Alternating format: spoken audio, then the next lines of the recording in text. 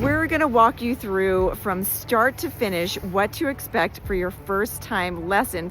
Now, this is at Sugarbush, but a lot of these tips are also appropriate for any mountain that you're gonna ski. Hi! I would say allow for at least a half an hour. Try and plan ahead, come a little bit early. Your kiddo can build up rapport with the other kids in their group. If you don't have your own equipment, putting rental stuff onto your kiddo will take a little bit longer, so you should allow a little bit of extra time. So this is what we're using to get our kiddos set up with rentals? Yeah, best to do this all online as a reservation. So if you do 72 hours in advance, you do get a $20 discount as well.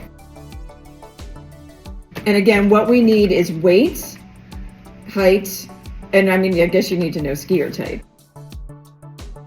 Type 1, not very aggressive, beginner. Type 2, intermediate, you might be putting more force into those skis. Type 3, very forceful, very aggressive. This thing you can fit your whole kiddo into. This is hopefully what you're bringing for the family of 4 for a week. This is a nice little appropriate bag here. In this bag, we have our ski boots, we have our helmet, neck gaiter, we got some extra gloves, we got goggles. You could probably spend some time playing with your kiddo, before you come, if you have your own equipment at home, and then you could practice putting them on at home, walking around on the carpet at home.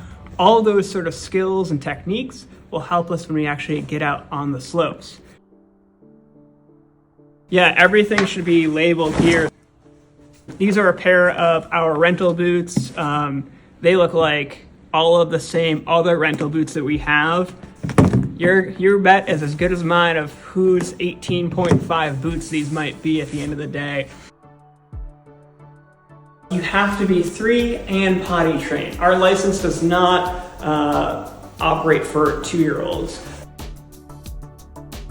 Let's talk about the night before. So having a great meal, being well nourished, those are some of our basic needs. I would put in sleep too, right? That's kind of the critical point for how our brains develop. What about like books or movies? Can that help kind of like ease into the first day experience? Great to explore maybe some ski or snowboard books, or fun ski movies too. That sounds like a great way to kind of ease into things.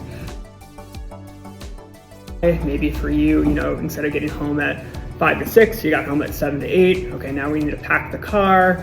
Now we need to jam everybody in the car and then drive up here. Sounds familiar. That might be the time maybe to ski with your kiddo on Saturday. It might be a time just call it on the reservation for Saturday and really try again for Sunday.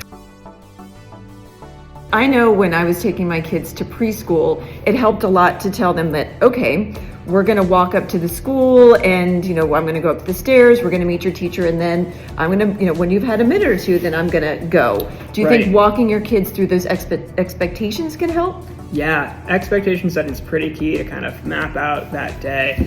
At that age, the youngsters, the 3-year-olds, really can only take a few directions at a time, right? So if you're giving them the whole plan for the whole day, that it's gonna take a few times for that to kind of for them to learn that. But relating it back to things that they know, usually at this age, we're in some sort of pre-K program. It's going to work the same way.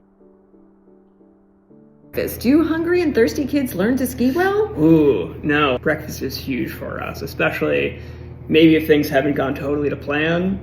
A good meal in the morning, being hydrated, showing up, framing the day really helps out.